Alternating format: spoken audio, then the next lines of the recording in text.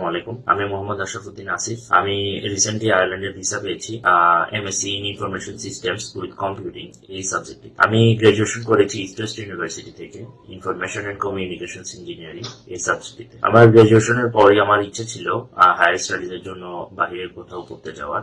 সেই ক্ষেত্রে আমি শুরুতে কানাডাকে চুজ করি এবং কানাডাতে অ্যাপ্লাই করি এমএসসি ইন সাইবার সিকিউরিটি এই সাবজেক্টটিতে। তো এরপর আমার কানাডার ভিসাটা রিফিউজাল হয়ে যায়। সেটা এই বছরেরই জুলাই মাসে রিফিউজাল আসে।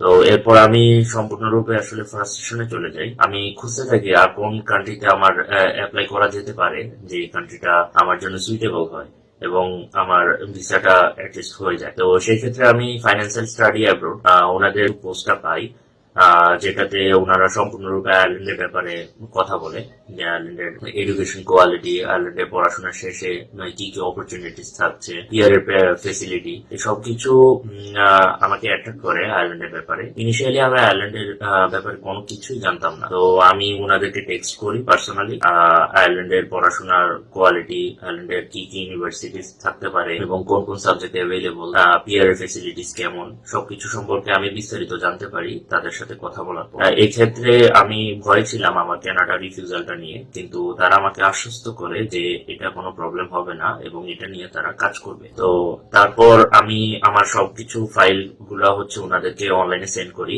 আর ফাইন্যান্সিয়াল স্টাডি অ্যাব্রোড তাদের পুরো কার্যক্রমটাই হচ্ছে অনলাইন বেস এবং এই ক্ষেত্রে তাদের কোনো এজেন্সিতে যাওয়ার বা কোনো অফিসে যাওয়ার কোনো প্রয়োজন হয় না, সবকিছুই অনলাইনে হয়ে যায়। এবং আমার সব ডকুমেন্ট সাবমিট করার পর আমার অফার লেটারটা যখন ফাইনালি আসে, তখন আমার ভিসা প্রসেসিং এর জন্য টিউশন ফিস এবং ভিসা প্রসেসিং সব ক্ষেত্রেই আমি ফাইন্যান্সারের থেকে হেল্প পাই।